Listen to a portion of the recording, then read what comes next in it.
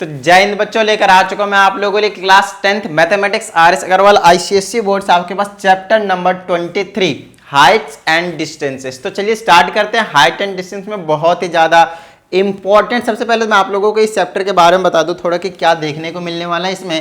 तो आपको मैं बता दूं ये जो चैप्टर है वो है एप्लीकेशन ऑफ ट्रिग्नोमेट्री।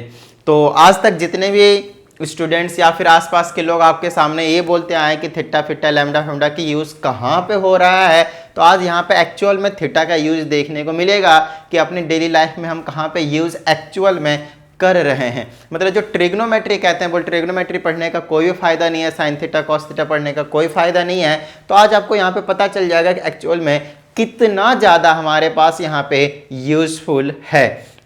तो सबसे पहले बता दूं मैं यहाँ इसका जो यूज करते हैं, किसी तरीके से हम किसी भी पिलर का हाइट निकालने के लिए या फिर किसी भी पोल का हाइट निकालने के लिए, किसी भी माउंटेन का हाइट निकालने के लिए, किसी भी टॉल बिल्डिंग, किसी भी टॉल टावर की हाइट निकालने के लिए, मतलब किसी भी चीज की हाइट निकालने के लिए। दूसरी चीज हम यहाँ पे जो कैलकुलेट करते हैं किसी भी दो ऑब्जेक्ट के बीच का डिस्टेंस कैलकुलेट करने के लिए। साथ ही हम इस यहाँ पे यूज करते हैं रिवर की विड्थ निकालने के लिए या फिर किसी भी समुद्र की विड्थ है, लेंथ, जनरली लेंथ और हाइट की कहानी रहेगी यहाँ पे। मतलब जो हम ट्रिग्नोमेट्री का यूज करने वाले हैं वो रहने वाला आपके पास लेंथ और हाइट, और साथ ही हमें एंगल, कितने एंगल पे इंक्लाइंड है वो भी मेजर करने के लिए तो ऑफकोर्स यूज होता ही होता है। स्टार्टिंग से वही हम करते आ रहे हैं। तो चलिए स्टार्ट करते हैं। यहाँ पे सबसे पहले आप लोगों को कुछ बेसिक कंसेप्ट सिखाया जाएगा और बेसिक कंसेप्ट के नाम पे जो सबसे पहले आता है वो मैं आपको समझा देता हूँ। तो सबसे पहले आपके पास आने वाला यहाँ पे ट्रिग्नोमेट्री टेबल। जी हाँ, यहाँ पे जो हम यूज करेंगे वो ट्रिग्नोमेट्री टेबल को हम यूज करने वाले हैं, जहाँ पे हम क्या करते थे साइन कॉस टेन, उसके बाद साइन का रेसिप्रोकल होता था कॉसेक, और कॉस का रेसिप्रोकल होता था सेक, और टेन का रेसिप्रोकल होता था कॉट। इनके वैल्यूज देखते थे हम 0 डिग्री पे, 30 डिग्री पे, फिर 45 डिग्री पे, फिर 60 डिग्री पे और फिर आपके पास 90 डिग्री पे, राइट। इनके वैल्यूज मैंने आपको ऑलरेडी निकालना सिखा दिया था। 0 पे इसकी 0 होती है, इसकी 1/2 होती है, इसका 1/√2, इसका √3/2 और इसका 1। और कॉस का उधर से लिखना शुरू कर देते हैं 1√3/2, उसके बाद ये सेम रहता है 1/√2 है ना। उसके बाद यहाँ पे आ जाएगा आपके पास 1/2 और ये आ जाता है 0। फिर साइन बाय कॉस 10 होता था, याद कीजिए। तो दिस डिवाइडेड बाय दिस। इस चैप्टर को करने से पहले आपका काम है जो ट्रिग्नोमेट्री चैप्टर है, ट्रिग्नोमेट्रिकल रेशियो वाले, आइडेंटिटीज वाले, बेसिकली उसको एक बार कर लीजिए। और ये बेसिकली ये तो आपको 9th क्लास में सिखा दिया था मैंने। 10 का ये आपके पास 0 रहता है, आपके पास 1/√3 बनता है, 1 बनता है, ये √3 बनता है और ये आपके पास बनता था नॉट डिफाइंड 90 पे। फिर इसका रेसिप्रोकल इसमें कर देते थे, ये नॉट डिफाइंड आता था, ये 2 आता था, √2 आता था, 2/√3 आता था, ये 1 आता था। फिर उसके बाद आ जाता है सेक के कॉस का रेसिप्रोकल, ऐसे कुछ लिख देंगे हम टेबल में और कुछ नहीं है, और बस ऊपर नीचे करते जा रहा हूँ मैं और कुछ नहीं है ना। इसका आपके पास नॉट डिफाइंड आ जाएगा। फिर इसका कॉसेक का निकालेंगे 10 का तो आपके पास आ जाएगा नॉट डिफाइंड, यह आ जाएगा √3, आ जाएगा 1, यह आ जाएगा 1/√3 और यह आ जाएगा आपके पास 0। और कुछ इस तरह से एक टेबल था आपके पास 9th क्लास में। इस टेबल की वैल्यूज़ को जनरली हम यूज़ करने वाले हैं और हमारी कोशिश यही रहेगी कि मैं स्टार्टिंग के 3 वैल्यूज़ को यूज़ करूँगा, साइन कॉस और टेन को। जी हाँ, हम यूज़ इनको भी कर सकते हैं, नो प्रॉब्लम, बट जनरली जो मैं यूज करूंगा वो साइन कॉस 10 के वैल्यूज को यूज करूंगा। रीजन इसके पीछे का बिल्कुल साफ है, क्योंकि इजीली आपको याद रहते हैं और कोई रीजन नहीं है। समझ में आ रही है ना बात। तो जनरली जितने भी क्वेश्चन होंगे ना, आप सिर्फ इन 3 से काम चला सकते हैं इस एक्सरसाइज के लिए। इस चैप्टर के लिए आपके पास साइन कॉस और 10 के सिर्फ 0 to 90 तक की वैल्यूज याद रख लिए। जनरली 0 और 90 के यहाँ पे यूज भी नहीं होंगे। 30 45 60, 30 45 60, 30 45 60, यही मैक्सिमम वैल्यूज को आपको यहाँ पे देखने को मिलने वाला है। समझ में आ रही बात, ठीक है। तो एक तो हो गया कि ये कि हम इस टेबल को यूज करने वाले हैं। उसके बाद एक और रिलेशन हम यूज करेंगे यहाँ पे ट्रिग्नोमेट्री का ही, जो रहेगा आपके पास, याद कीजिए 9th क्लास में बताया था मैंने आपको, पंडित बद्री प्रसाद वाला, राइट है ना, जो कि साइड के बीच में रिलेशन देता है। तो आपके पास साइन थीटा था, फिर कॉस थीटा था, फिर टेन थीटा था, फिर साइन का रेसिप्रोकल कॉसेक थीटा था, है ना, कॉस का रेसिप्रोकल सेक थीटा था, उसके बाद टेन का रेसिप्रोकल कॉट थीटा था। ऐसा कुछ था, पंडित बद्री प्रसाद हर हर भोले सोना चांदी तोले। तो ये जो चीज था वो साइन का था, साइन कॉस 10, सोना चांदी तोले मतलब साइन कॉस 10 है ना, P/H। और भी ये वाला था साइन का, ये था आपके पास कॉस का, और ये था आपके पास 10 का P/B। तो इसकी जगह हम लिख देंगे P/H, परपेंडिकुलर अपॉन में हाइपोटेनियस, और बी ये कॉस का आ जाएगा आपके पास B by H base upon में हाइपोटेनियस, टेन का P by B that is perpendicular upon में बेस। और इन तीनों का तो इसी का क्या रहता है आपके पास रेसिप्रोकल, हम जो यूज करेंगे वैल्यू सिर्फ इन तीनों की, ठीक है। इसको मैं लिख दूंगा is equal to H upon में पी, इसको लिख दूंगा मैं एच अपॉन में बी, और इन दोनों को लिख दूंगा मैं बी अपॉन में पी। बताइए किस तरह की कोई प्रॉब्लम है ना, रेसिप्रोकल कर दिया इन तीनों के लिए और कुछ नहीं। तो एक हम इस वाले फॉर्मूले का यूज करने वाले हैं, रिलेशन बिटवीन साइड्स वाला जो रहता है उसको। बताइए कोई प्रॉब्लम, सिंपल है। तो ये दो कंसेप्ट हो गए जिनको हम क्या करेंगे यूज करने वाले हैं, और ट्रिग्नोमेट्री का यहाँ पे कोई सा भी कंसेप्ट हम यूज नहीं करेंगे, एक आधे कहीं से आ जाएंगे तो कोई टेंशन वाली बात नहीं, वो मैं आपको बता ही दूंगा। बट फिलहाल जो हम बात करेंगे, जो मेजरली जो हम कंसेप्ट यूज करेंगे वो इन दोनों का। उसके बाद हमारे पास कुछ और कंसेप्ट आएंगे जो सिर्फ समझना है और कुछ नहीं, वो कोई फॉर्मूला नहीं है वहाँ पे, सिर्फ कंसेप्ट समझना है। अब मैं आपको लेकर आता हूँ इस चैप्टर के ऊपर, ये तो पहले की चीज आपको बता दी जो हम इसमें यूज करेंगे। अब हमारे पास आ जाता है हाइट एंड डिस्टेंस का मेन टॉपिक, जिसको हम बोलते हैं, पहला जो टर्म है उसको हम समझते हैं पहले, जिसको बोलते हैं लाइन ऑफ साइट। क्या बोलते हैं इसको? लाइन ऑफ साइट, ठीक है। चलिए लाइन ऑफ साइट को समझते हैं बहुत अच्छे से। हम हमेशा दो एंगल के बारे में बात करेंगे, यहाँ पे लिख देता हूँ मैं आपके सामने पहले। तो पहला जो दूसरे नंबर का जो चीज़ रहेगा उसको हमें जो समझना है, उसे हम समझना है, वो टॉपिक का नाम है एंगल ऑफ एलिवेशन। उसके बाद जो है आपके पास उसे हम समझेंगे जिसको हम कहेंगे एंगल ऑफ डिप्रेशन। क्या कहेंगे? Angle of depression. चलिए, है ना, वो वाला डिप्रेशन नहीं है। डिप्रेशन का मतलब होता है धंसा हुआ, अंदर चले जाना, नीचे चले जाना, मतलब कहीं ना कहीं। हम यहाँ पे दो तरह के एंगल के बारे में बात करेंगे, बताता हूँ। लाइन ऑफ साइट को पहले समझते हैं। फॉर एग्जाम्पल, हम हमेशा दो तरह के एंगल की बात करेंगे, एक हमारे आई के लेवल से ऊपर के एंगल की बात करेंगे, दूसरा एक एंगल की बात करेंगे आई के लेवल से नीचे के एंगल की हम बात करेंगे। बात समझ में आती है? चलिए मैं आपको समझाता हूँ कैसे। अगर मैं आपके पास एंगल ऑफ एलिवेशन की बात करता हूं तो आप क्या कहेंगे?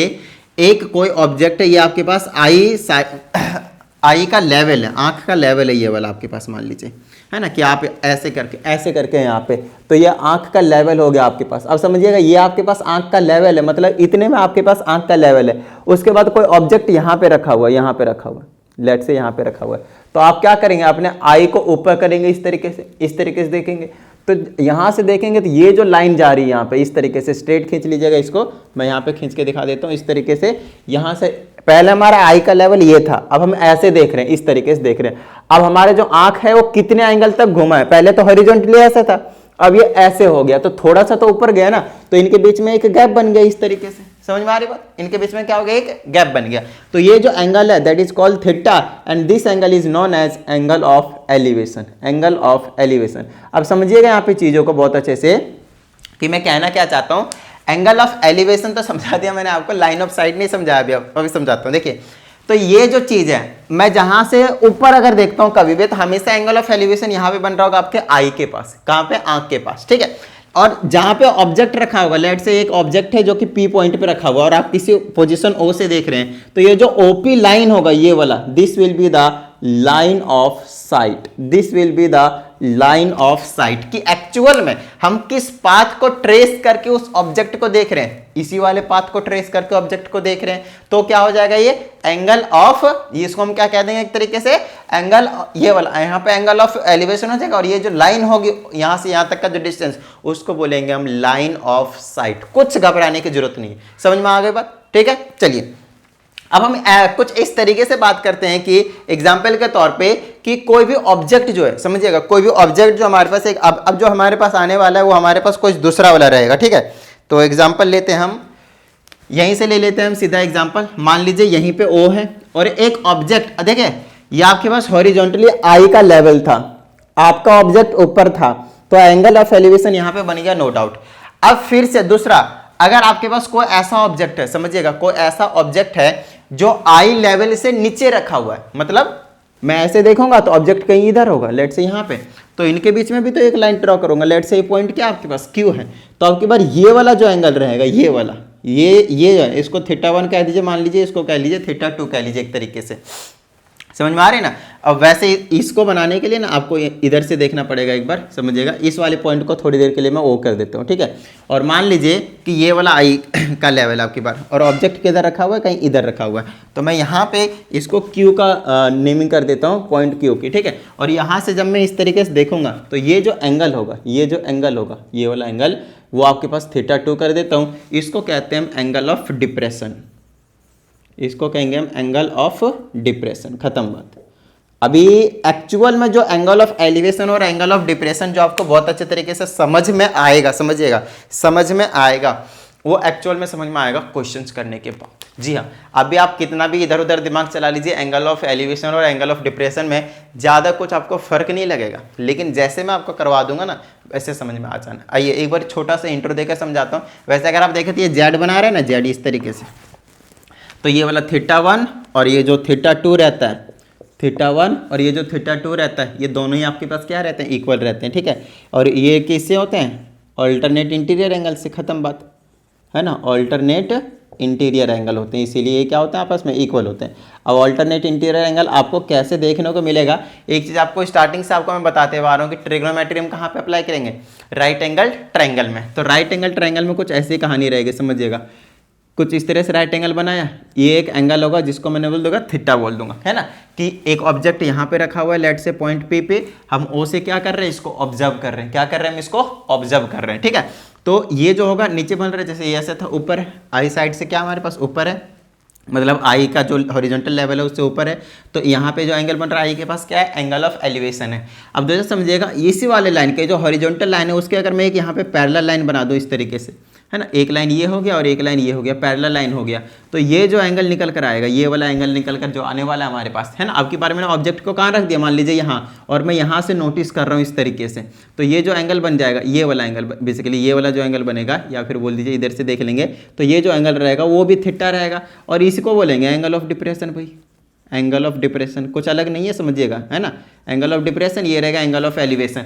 तो इनके बारे में बेसिकली क्वेश्चंस में ज़्यादा अच्छे से समझा पाऊंगा मैं आप लोगों को भी, तो थोड़ा सा अगर कंफ्यूजन है तो रहने दीजिए, कोई टेंशन वाली बात नहीं है, डरने की कोई जरूरत नहीं है। बस अभी आप इतना समझ लीजिए, दो तरह के एंगल होते हैं, एक होता है एंगल ऑफ एलिवेशन, एक होता है एंगल ऑफ डिप्रेशन। दूसरी बात, ये दोनों हमेशा इक्वल होंगे, किसी भी एक जगह की बात हम करेंगे, क्योंकि ऑल्टरनेट इंटीरियर एंगल्स बना रहे होते हैं हमेशा, खत्म बात, और कुछ नहीं। समझ में आगे बात, ठीक है, बस इतनी सी बात आप समझ लीजिए। बाकी हम आगे चलते हैं, आपको हम क्वेश्चंस करवाते हैं जिसकी हेल्प से मैं आप लोगों के जितने भी कंसेप्ट होंगे यहाँ पे वो क्लियर हो जाएंगे, एंगल ऑफ एलिवेशन और एंगल ऑफ डिप्रेशन से रिलेटेड। समझ में आती बात, ठीक है। चलिए, तो अब मैं डायरेक्टली आप लोगों को लेकर जाता हूँ कहाँ पे, क्वेश्चन के ऊपर। तो एंगल ऑफ एलिवेशन जनरली आपके पास आई साइड के बन रहा होगा, ऑब्जेक्ट ऊपर होगा। एंगल ऑफ डिप्रेशन जो बन रहा होगा वो ऊपर बन रहा होगा, ऑब्जेक्ट नीचे होगा, इस तरीके से। बस इतनी सी बात याद रखिए। तो हमारे पास पहला क्वेश्चन है, मैं पहला एज यूजुअल पहले हम क्या करते हैं, सॉल्ड एग्जांपल्स करते हैं, उसके बाद हम एक्सरसाइज पे आते हैं। तो अभी सबसे पहले मैं आप लोगों को लेकर चलता हूँ कहाँ पे, सॉल्ड एग्जाम्पल के पास। तो इसमें कहा जा रहा है the angle of elevation of the top of a tower at a distance of 90 metre from its foot on a horizontal plane is found to be 30 degree, find the height of the tower. बड़ा ही आसान सा question. अच्छा, यहाँ पे एक चीज और हम यूज करेंगे, वो वैल्यू रहने वाली आपके पास √2 की और √3 की। जी हाँ, जो आपको मैंने टेबल में करवाया कि √2 और √3 के टर्म में था वैल्यूज, तो यहाँ पे आपको क्या करना है, इनके वैल्यूज आपको याद रखने हैं 1.414, क्योंकि वहाँ पे रूट के टर्म में हम नहीं छोड़ेंगे, उसकी वैल्यूज को कैलकुलेट करेंगे। और इसकी वैल्यू लिखना है 1.73205, अगर और भी बहुत होते, बट डेसिमल के बाद आपको यहाँ पे जनरली 3 डिजिट्स कंसिडर करने हैं। वैसे तो 2 से कम चल जाता है, 2 से भी कम चल जाएगा, कोई दिक्कत नहीं है, बट ठीक है। आपके बुक्स में यहाँ पे क्या कर रखे हैं, कई सारे ऐसे बुक में जिसमें 414 ले रखा है, 1.732 ले रखा है ना, अप टू 3 डेसिमल ले रखा है, तो कोई दिक्कत वाली बात नहीं है, कोई टेंशन वाली बात नहीं है ना। चलिए, तो इन दोनों की वैल्यूज को हम एक फ्रीक्वेंटली यहाँ पे क्या करने वाले, यूज करने वाले। तो अभी एक हमारे पास क्वेश्चन है जिसमें हमारे पास कहा जाता है एक टावर है। क्वेश्चन को ना एक्चुअल में समझ नहीं पाते, इस चैप्टर के जनरली जो क्वेश्चंस होते हैं उसको स्टूडेंट समझते नहीं है। समझने का कहने का मतलब ये है कि वो लोग इसको एक फिगर रिप्रेजेंटेशन नहीं दे पाते हैं। फिगर रिप्रेजेंटेशन नहीं दे पाने का क्या मतलब है वो समझाता हूँ। क्वेश्चन पढ़ लेते हैं और उसका फिगर नहीं बना पाते हैं। तो सबसे पहले आपके माइंड में एक चीज चलना चाहिए, फिगर बनाने का स्टेप बता रहा हूँ मैं आपको। आपके माइंड में बस एक ही चीज चलना चाहिए कि राइट एंगल ट्रायंगल बनेगा, खत्म बात। राइट एंगल ट्रायंगल बनेगा, खत्म बात। समझ में आ गई बात। उसके बाद दूसरी चीज आपको पता चलनी चाहिए, यहाँ पे दो तरह के एंगल बनाने हैं, एक एंगल ऑफ एलिवेशन और एक एंगल ऑफ डिप्रेशन। अब एंगल ऑफ एलिवेशन जो रहेगा उस केस में ऑब्जेक्ट का जो जहां से बोलेगा वो ऊपर वाले पॉइंट पे रहेगा, और एंगल ऑफ डिप्रेशन बोलेगा तो उस केस में ऑब्जेक्ट जो रहेगा वो नीचे रहेगा, एंगल ऊपर बन रहा होगा। इस तरीके से उल्टा रहता है। तो अभी हमसे बोला है कि एक टावर है, इस तरीके से एक टावर है, तो आप सबसे पहले कहीं पे भी एक टावर को खड़ा कर देंगे, कहीं पे भी। उसके बाद आपसे बोला है इसके टॉप से और इसके फुट से 90 मीटर अवे, तो कहीं ना कहीं मैं उधर भी जा सकता हूं, इधर भी जा सकता हूं, मर्जी आपकी है। तो इसके फुट से 90 मीटर अवे इधर ले लूंगा मैं, और इस वाले पॉइंट को कह दूंगा कि ये कितना आपके पास 90 मीटर है। बताइए किस तरह की कोई प्रॉब्लम? सिंपल है। अभी मैंने क्या करा, एक टावर ले लिया, टावर की नेमिंग अगर आप चाहें तो ए और बी कर दीजिए। समझ में आ गई बात, ठीक है। उसके बाद यहां से टावर रहेगा तो ऑफकोर्स यहाँ पे 90 डिग्री का एंगल बनाएगा ना, हॉरिजॉन्टल के साथ 90 मीटर अवे जाना है ना, कितना 90 मीटर अवे। और 90 मीटर अवे से आपको क्या करना है, टॉप के इसके टावर के टॉप को देखना है, और वहां पे एंगल ऑफ एलिवेशन 30 डिग्री बन रहा है। अब बच्चे ऊपर बना देते हैं, अरे भाई अभी तो बताया, हम यहां से देखेंगे ऐसे करके, ऑब्जेक्ट ऊपर है तो एंगल ऑफ एलिवेशन कहां आएगा, ऑफ कोर्स यहां पे आने वाला है। बताइए किसी तरह की कोई प्रॉब्लम? तो ये जो एंगल है, एंगल ऑफ एलिवेशन, वो कितना आपके पास 30 डिग्री, कितना आपके पास 30 डिग्री। समझ में आती बात, ठीक है। चलिए अब आपको ऑलरेडी मैंने 9th क्लास में भी शायद 20D था वहां पे, है ना, 20 चैप्टर था, और 22D जो एक्सरसाइज था वहां पे बिल्कुल सेम यही कंसेप्ट था, लेकिन वहां पे छोटे लेवल पे था। जी हाँ, वहां पे आपके पास छोटे लेवल पे था, बिल्कुल शॉर्ट में था, एक साइड दिया, एक एंगल दिया, निकाल दिया। लेकिन यहाँ पे आपके पास आलजाद वाले क्वेश्चंस आएंगे, थोड़े लेवल अप क्वेश्चंस आएंगे। हालांकि सारे के सारे आपको स्मूथली इजी लगेंगे जब मैं आपको करवाऊंगा तो, बट उसके लिए क्या करने पड़ेंगे, ये छोटे छोटे क्वेश्चंस को भी पहले करके आगे बढ़ना पड़ेगा, ठीक है। चलिए, तो ये कहानी आपके पास। अब हमारे पास एंगल ये हो चुका है, ये हो चुका है, और आगे हम आगे चलते हैं, आगे छोटी छोटी सी चीज़ें रहेंगी आगे, तो कोई टेंशन वाली बात नहीं है। तो 30 डिग्री हो गया, 90 मीटर हो गया। अब हमें बताने के लिए बोला है कि टावर की हाइट बताइए। तो यहाँ से लेकर यहाँ तक की कुछ हाइट को हम लेट से एच लेट कर सकते हैं, आपकी मर्जी, कुछ भी लेट कर लीजिए, है ना। फिलहाल तो मैं क्या लेट कर लेता हूँ, एच ले लेता हूँ, हाइट है इसीलिए। तो हमें इस वाले एच की वैल्यू निकालनी है। तो हमेशा आपको क्या करना है उस चीज़ के बारे में आपको समझाता हूँ। यहाँ पे आपके पास एक एंगल जरूर गिवन होगा, चाहे एंगल ऑफ एलिवेशन बने, डिप्रेशन बने, मतलब एक एंगल आपको पता होगा, बिंदास टेंशन फ्री रहिए। एक राइट एंगल ट्रायंगल में आपको एक एंगल गिवन होगा। और दूसरी बात जो आपके पास यहाँ पे रहने वाला है वो ये है कि आपको एक साइड गिवन होगा और बाकी सारे साइड आपको निकालने के लिए बोल दिया जाएगा, ऐसे करके समझना आपको।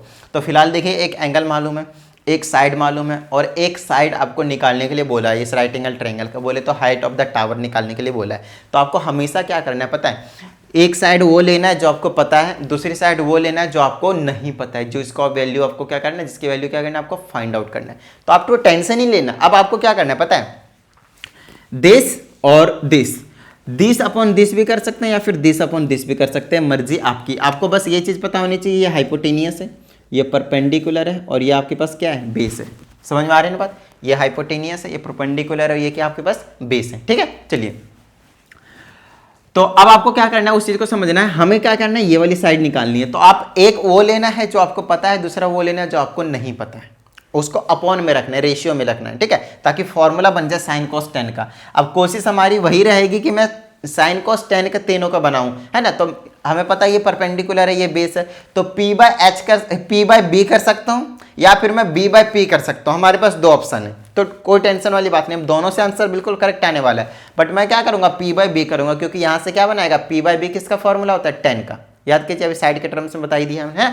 तो यहाँ पे मैं लिखूंगा, इस तरीके से लिखूंगा, इन ट्रायंगल, यहाँ पे आपको जो स्टेप्स फॉलो करने पड़ते हैं वैसे करना है, in triangle A B C, ऐसे लिखना है। उसके बाद आप बोलेंगे ए बी अपॉन में बी सी, इसको मैं सी से नेमिंग कर देता हूँ, ए बी अपॉन में B C will be equal to tan theta, और थीटा कितना आपके पास 30 डिग्री, 30 डिग्री। समझ में आ गई बात। उसके बाद आपको इनके वैल्यूज पुट कर देना और कुछ नहीं। तो ए बी की जगह कितना आपके पास एच है, डिवाइडेड बाय में बी सी की जगह कितना आपके पास 90 इज इक्वल टू 10, 30 डिग्री की वैल्यू कितनी होती है, 1/√3। बताइए किस तरह की कोई प्रॉब्लम, सिंपल है, डन है। चलिए, अब आगे हम इसको क्या कर सकते हैं, सॉल्व करना है आपको, और कुछ नहीं। इससे इसको क्रॉस मल्टीप्लाई करेंगे तो आ जाएगा √3 times H is equal to, इससे इसको करेंगे तो 90, और ये आ जाएगा H is equal to 90 divided by में आ जाएगा √3। ये मल्टीप्लाई में था तो डिवाइड में आ गया।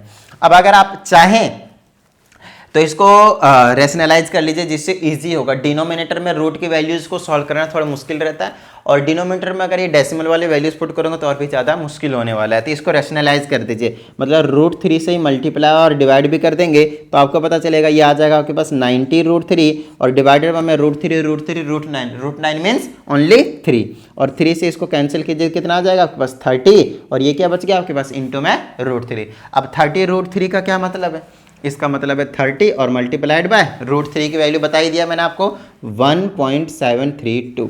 समझ में आ गई बात। अब इसको क्या करना है, आपको मल्टीप्लाई करना है। तो सिंपली देखिए मल्टीप्लाई करते हैं, देखिए पॉइंट हटाइएगा तो नीचे आ जाएगा 1000, अगर नहीं भी हटाइएगा तो कोई टेंशन वाली बात नहीं है, ठीक है। चलिए एक जीरो से क्या कीजिए, एक जीरो को उड़ा दीजिए और अब इनको मल्टीप्लाई कीजिए। 3 2 जा 6, 3 3 जा 9, 7 3 जा 21, बच गया 2, 3 2 5 और नीचे में कितना है 100। अब 2.12 यहाँ पे लग जाएगा तो आ जाएगा 51.96। कितने आ जाएगा 51.96, है ना। अगर आप अगर ऐसा बोला गया कि अप्रॉक्स में बताइए तो आप क्या करेंगे, इसको 52 कर देंगे। 51.9 है ना, क्या कर देंगे इसको 52 कर देंगे अगर अप्रॉक्स में बोला है तो, अदरवाइज आपको यही वैल्यू क्या कर देनी, छोड़ देनी है ना। And this value will be in metre, so the height of the tower will be 51.96 metre. बताइए किसी तरह की कोई problem, just let me check the answer.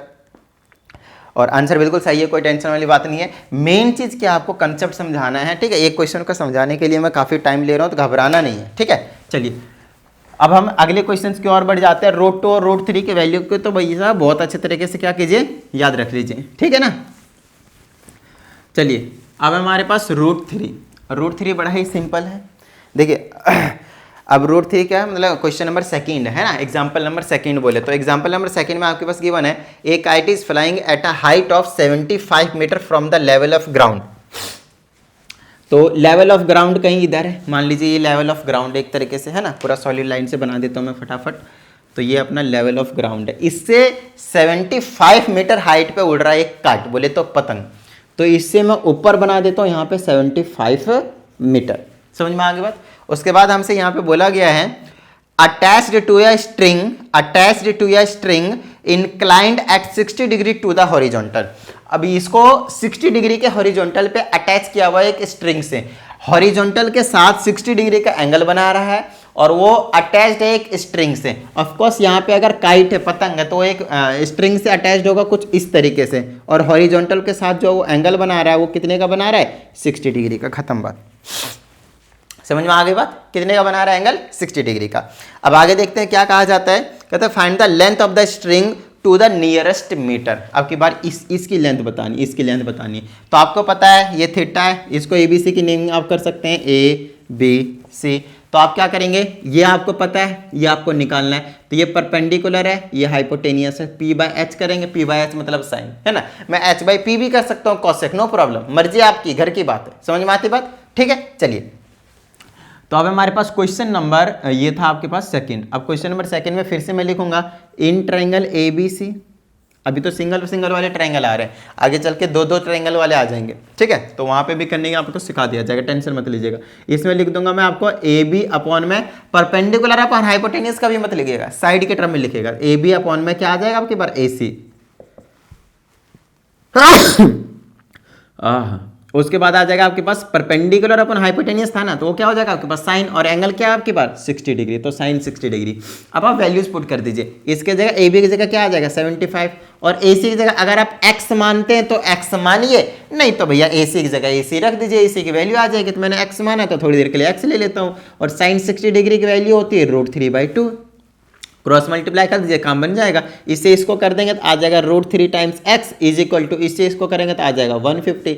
यह आ जाएगा x is equal to 150 divided by में √3, है ना। अब रेशनलाइज कर दूंगा सो दैट इजी हो जाए, √3 डिवाइडेड बाय में √3, और यह आ जाएगा x इज इक्वल टू 150 √3 और डिवाइडेड बाय में नीचे आ जाएगा 3, और x इज इक्वल टू क्या आ जाएगा यहाँ पे हमारे पास, है ना, कितना 3 × 5 = 15, तो आ जाएगा 50। तो ये आ जाएगा मेरे पास 50 √3। अब आपको पता है 50 मल्टीप्लाई में √3 की वैल्यू पुट करेंगे 1.732 करेंगे। अब यहाँ पे क्या कीजिए, 5 2 जा 10 के 0 बच गए 1, 5 3 जा, है ना, 5 3 जा 15 और 1 16 बच गए 1, 5 7 जा 35 1 36 बच गए 3, है ना। समझ में आ रही ना बात। और 5 1 जा 5 और 3 8। उसके बाद क्या आ जाएगा, डेसिमल आ जाएगा यहाँ पे। समझ में आ रही है ना बात। डेसिमल कहाँ पे आ जाएगा, यहाँ इस वाले पॉइंट पे। मैं आपको समझाता हूँ कैसे। एक जीरो भी लगना था, देख लीजिए, एक इस वाले जीरो को नहीं मल्टीप्लाई करा था, मैं यहाँ पे क्या क्या क्या करूँगा, जीरो भी रख लूँगा, उसके बाद डेसिमल की तरह 1 2 3 डेसिमल 3 डिजिट के बाद 1 2 3 यहाँ पे लगा दूंगा, तो आ जाएगा 86.6। और लास्ट में कितने भी जीरो, उससे कुछ भी फर्क नहीं पड़ता। तो इतना मीटर हो जाएगा क्या आपके पास, ये वाला स्ट्रिंग लेंथ ऑफ स्ट्रिंग, जो भी यहाँ पे जो अपने पास था रस्सी था ना, इसको क्या कहते हैं, मांझा कहते हैं ना, तो जो भी है उसकी जो लेंथ हो जाएगी 86.6 मीटर। अब एक चीज़ का और ध्यान रखना है आपको, वो ये रखना है कि इसमें बोला नियरेस्ट मीटर में, तो आपको थोड़ा राउंड ऑफ करना आना चाहिए। तो 86 पॉइंट अगर 5 या फिर 5 से ग्रेटर है तो एक इसमें इंक्रीज कर देना है, तो ओवरऑल ये जो आ जाएगा वो 87 मीटर आ जाएगा। समझ में आ गई बात, ठीक है। तो एक बार आंसर चेक कर लेते हैं, बिल्कुल सही है 87 मीटर। तो कुछ इस तरह के ही क्वेश्चन आपके पास आने वाले हैं और बिल्कुल छोटे छोटे क्वेश्चन आने वाले हैं, ठीक है। चलिए अब हम आगे चलते हैं टुवर्ड्स क्वेश्चन नंबर 3। तो बिल्कुल छोटे छोटे क्वेश्चन लेंगे, उड़ा देंगे हवा में, टेंशन लेने की कोई जरूरत नहीं है, ठीक है। चलिए अब हम आगे बढ़ते हैं। आगे हमारे पास क्वेश्चन नंबर 3 में a man observes angle observes the angle of elevation of the top of a building to be 30 degree. He walks towards it in a horizontal line through its base on covering 60 meter. ठीक है, the angle of elevation changes to 60 degree. Find the height of the building correct to the nearest meter. बहुत ज़्यादा आसान question, समझिएगा। तो एक person का कहना है कि आपके पास एक बिल्डिंग है, तो लेट से बिल्डिंग कुछ ना कुछ इस तरीके से हो रहा होगा, कुछ ना कुछ साइड। यहाँ पे आपको घर बनाना नहीं शुरू कर देना, बिल्डिंग बनाना नहीं शुरू कर देना, सीधी लाइन खींच देनी बस, ठीक है। चलिए अब एक बिल्डिंग है, कोई पर्सन आता है, इसके हॉरिजॉन्टली नीचे में इस तरीके से चल रहा है, इसके तरफ चल रहा है इस तरीके से। तो एक टाइम था जिस टाइम पे एंगल ऑफ एलिवेशन को क्या करता है, ऑब्जर्व करता है, और यहां से ऑब्जर्व करता है, ये यहां से ऑब्जर्व क्या करता है, इसके टॉप को या इस तरीके से। तो ये जो एंगल ऑफ एलिवेशन था एक टाइम पे, वो आपके पास 30 डिग्री रहता है। ये कितना रहता है, 30 डिग्री रहता है। उसके बाद मतलब सामने समझना, आपके पास एक बिल्डिंग है और उसके बेस लाइन से आप काफी दूर है, तो आप अगर उसके टॉप को देखते हैं तो आपके आई साइड से जो एंगल बनता है यहाँ पे, वो 30 डिग्री रहता है। कितना रहता है, 30 डिग्री, मतलब एंगल ऑफ एलिवेशन है। और वैसे ही जैसे आप उसके पास जाते हैं, थोड़ा और नियर बाय जाते हैं, थोड़े दूर जाते हैं, तो ऐसा होता है कि आप मान लीजिए आप कितना चले, यहाँ पे इन्होंने बोला 60 मीटर चल गए हम, तो मान लीजिए इतना डिस्टेंस कवर किया और कितना है वो 60 डिग्री, सॉरी 60 मीटर है। फिर कहता है ये जो 30 डिग्री एंगल ऑफ एलिवेशन था वो चेंज हो गया और वो हो गया आपके पास 60 डिग्री। तो अब फिर से यहां से हम ऐसे बनाएंगे, यहाँ पे ऐसे बनाएंगे, और ये एंगल कितना बना देंगे आपके बार हम 60 डिग्री। एक चीज़ का और ध्यान रखिएगा, जैसे जैसे हम इसके फुट के पास आएंगे ना, वैसे वैसे एंगल की वैल्यू बढ़ती चली जाएगी। क्योंकि देखिए पास आएंगे, ये तो टोटल 90 था ना, अब दूर जाएंगे थोड़ा कम होगा, दूर जाएंगे थोड़ा कम होगा, दूर जाएंगे थोड़ा कम होगा, ऐसे ऐसे ऐसे। तो हमेशा ध्यान रखिएगा, कभी गलती से भी यहाँ 60 यहाँ 30 मत लिख दीजिएगा। समझ में आती है बात। आप जितना नियर बाय आएंगे एंगल की वैल्यू बढ़ती जाएगी, मैक्सिमम 90 जाएगी, है ना। यहाँ पे आपको 90 का ही खेल देखने को मिलेगा, है ना, समझिएगा। तो ये 30 डिग्री हो गया। एक टाइम था, एक पॉइंट था जिस टाइम पे आप क्या कर रहे थे, इसको ऑब्जर्व कर रहे थे, तो 30 डिग्री एंगल था। जैसे आप 60 मीटर आगे वॉक कर गए तो आपके पास जो एंगल ऑफ एलिवेशन था वो 60 डिग्री बन चुका है। अब हमसे क्या बोलता है, अब हमसे इसमें find the height of the building. अब बिल्डिंग की हाइट निकालनी, ये वाली जो हाइट है वो निकालनी है आपको। ये बड़ा ही मस्त क्वेश्चन है, समझिएगा। तो बिल्डिंग की हाइट को हमने क्या मान लिया, h मान लिया थोड़ी देर के लिए। अच्छा, यहाँ पे आपको हमेशा दो ट्रायंगल देखने को मिलेंगे, जहां पे एंगल ऑफ एलिवेशन दो बन रहे होंगे, वहां पे आपको दो ट्रायंगल को नोटिस करना है। जी हाँ, आपको दो ट्रायंगल को नोटिस करना है। कौन कौन से, मैं आपको समझाता हूँ। एक आपको ये वाला, ये छोटा वाला, ये छोटा वाला, और एक बड़ा वाला। अब समझिएगा कौन सा बड़ा वाला। अब वैसे तो अगर आप देखेंगे तो एक ट्रायंगल ये बन रहा है, एक ट्रायंगल ये बन रहा है, बट नहीं। जी हाँ, यहाँ पे आपको यही दिमाग में रखना है कि हमें एंगल जो ऑब्जर्व करना है, हमें जो लेना है, ट्रायंगल लेना है बेसिकली, वो वाले ट्रायंगल लेने हैं जिसमें राइट एंगल ट्रायंगल बन रहा हो, जिसमें 90 डिग्री का एंगल बन रहा हो। मतलब राइट एंगल ट्रायंगल ही लेना पड़ेगा। और अगर स्केलन वगैरह ले लेते हैं आप ट्रायंगल, तो बात नहीं बनेगी, क्योंकि उसमें 90 डिग्री का एंगल आपको देखने को नहीं मिलेगा और आप वहां पे ट्रिग्नोमेट्री अप्लाई नहीं कर सकते। स्टार्टिंग से कहते आ रहे हो 9th क्लास से कि हम ट्रिग्नोमेट्री सिर्फ और सिर्फ किस में अप्लाई करेंगे, राइट एंगल ट्रायंगल में। तो एक तो ये छोटा वाला दिख रहा है बच्चा सा, नेमिंग कर देता हूँ, ए बी यहाँ पे सी कर देता हूँ, यहाँ पे डी कर देता हूँ, है ना, या फिर सी यहाँ पे करता हूँ और डी यहाँ पे करता हूँ, है ना, क्योंकि ए बी बाद यहाँ पे से हमने सी देखा था, फिर उसके बाद यहाँ पे आया था। मर्जी, कोई दिक्कत नहीं, उससे कुछ फर्क नहीं पड़ेगा, ठीक है। तो पहला ट्रायंगल आपको ऑब्जर्व करना है ए बी डी को। किसको ऑब्जर्व करना है आपको, ए बी डी को। समझ में आ गई बात। दूसरा ट्रायंगल ऑब्जर्व करना आपको ABC को, बोले तो बड़े वाले, क्योंकि छोटा वाला ट्रायंगल लिया तो 90 डिग्री का एंगल बन रहा था, राइट एंगल ट्रायंगल है ये, मस्त है। उसके बाद बड़ा वाला, ये वाला पूरा ट्रायंगल लेना, ये वाला, समझ में आ गई बात। तो ये दो ट्रायंगल वाले को सॉल्व करना सिखा रहा हूं, बहुत अच्छे तरीके से समझिएगा। ये बड़ा वाला ट्रायंगल लेना आपको ABC को, पहला क्या लेना ABD, फिर क्या लेना ABC। नेमिंग अपने हिसाब से कर सकते हैं, वो घर की बात रहती है। चलिए अब अपने को क्या बोला है, हम ये हाइट निकालनी है। तो हाइट निकालने के लिए हम क्या करेंगे पता है, इस वाले डिस्टेंस को भी निकालने की जरूरत पड़ेगी, तो इसको हम एक्स लेट कर लेंगे। समझ में आ गई ना बात। तो इधर आप लेट कर दीजिए, let AB is equal to H, और दूसरा क्या है BD is equal to X, है ना। तो हमें H निकालने के लिए हमें दोनों ट्रायंगल के दो वेरिएबल रहेंगे और आपके पास दो इक्वेशन भी बनेंगे और हमारा काम बन जाएगा। तो हम क्या करेंगे, पहले छोटा वाला ट्रायंगल ले लेता हूँ। तो ये क्वेश्चन है आपके पास, क्वेश्चन नंबर 3।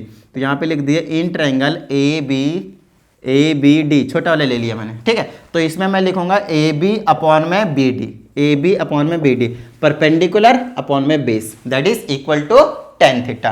तो यहाँ पे लिख दूंगा tan, और एंगल कितना है आपकी बार 60 डिग्री। चलिए AB की जगह H माना है, इसके जगह X माना है, is equal to tan 60 degree की जगह पे √3 है, क्रॉस मल्टीप्लाई कीजिए, H is equal to √3 times X आएगा। अब इसको फर्स्ट इक्वेशन की नेमिंग कीजिए। आप यहीं पे आप √3 की वैल्यू पुट करना स्टार्ट मत कर दीजिएगा, है ना, पूरा सॉल्व कर लीजिएगा। लास्ट में जो रिजल्ट आएगा उसमें हम पुट करेंगे आराम से, क्योंकि डेसिमल वाली वैल्यू को फिर सॉल्व करना थोड़ा सा मुश्किल हो जाता है। तो चलिए H की वैल्यू आ गया √3 टाइम्स X, इसको फर्स्ट इक्वेशन बोलिए। H और X के बीच में रिलेशन बता रहा है, इसलिए फर्स्ट इक्वेशन है। एक और रिलेशन निकालेंगे जो कि सेकंड इक्वेशन होगा, फिर पहले से किसी एक वेरिएबल की वैल्यू निकाल कर दूसरे में पुट कर देंगे, सब्स्टिट्यूशन मेथड, और सिंपली हम सॉल्व कर लेंगे, खत्म बात, ठीक है। चलिए अब बड़ा वाला ट्रायंगल ले लेता हूँ, इन ट्रायंगल ABC,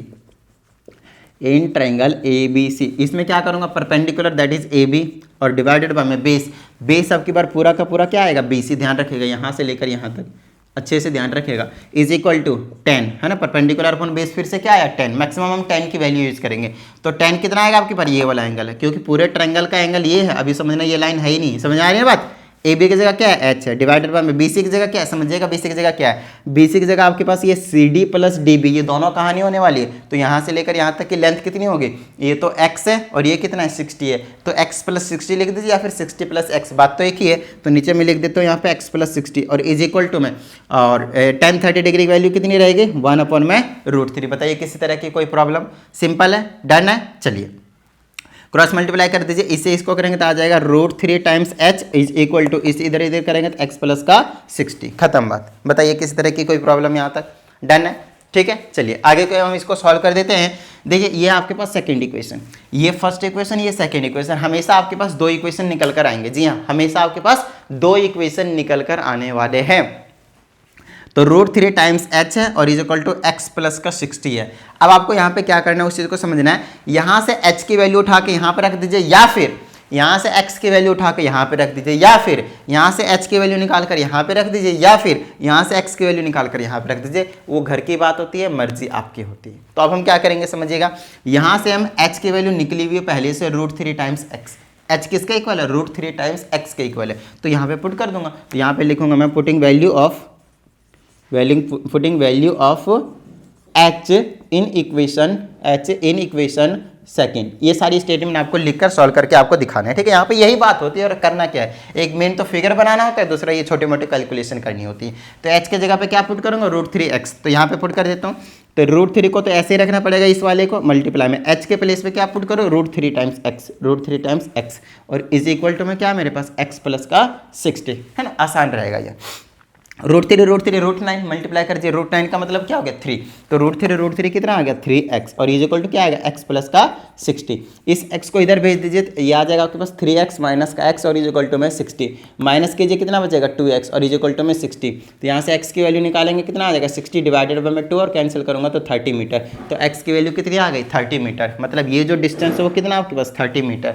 बताइए किस तरह की कोई प्रॉब्लम, क्लियर है यहाँ तक, ठीक है। चलिए अब x की वैल्यू आई है, हमें निकालना है h की वैल्यू, हमें हाइट बतानी है टावर की, है सॉरी बिल्डिंग की जो भी थी, है ना। तो h निकालने के लिए यहाँ पे किसी भी क्वेश्चन में आप पुट कर सकते हैं, फर्स्ट में या सेकंड में, मर्जी आपकी होती है। तो ये रहा आपके पास, तो ये आ जाएगा h is equal to √3 multiply x के जगह कितना पुट कर दो 30, तो आ जाएगा 30।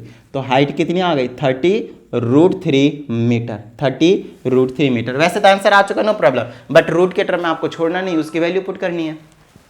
तो आ जाएगा h इज इक्वल टू 30 और मल्टीप्लाई में 1.732, मल्टीप्लाई कर दीजिए इसको। समझ में आ रही बात? ये आ जाएगा 3 2 जा 6 और 0 तो वैसे लास्ट में लगा देता हूँ मैं, 3 2 जा 6, 3 3 जा 9 और 7 3 जा 21 का 1 बच गया 2, 3 1 जा 2, 3 और 2 5 आ जाएगा, और डेसिमल 1 2 3 1 2 3 यहाँ आ जाएगा 51.9, 51.960। अब उसके बाद डेसिमल के बाद देखिए 5 से मोर है तो इसको 52 बना देंगे, एक इंक्रीज कर देंगे, तो 52 मीटर आ जाएगा नियरेस्ट में इसकी हाइट 52 मीटर। बताइए किसी तरह की कोई प्रॉब्लम भाई? समझ में आती है बात? आंसर चेक कर लिया जाए, 52 मीटर बिल्कुल सही है।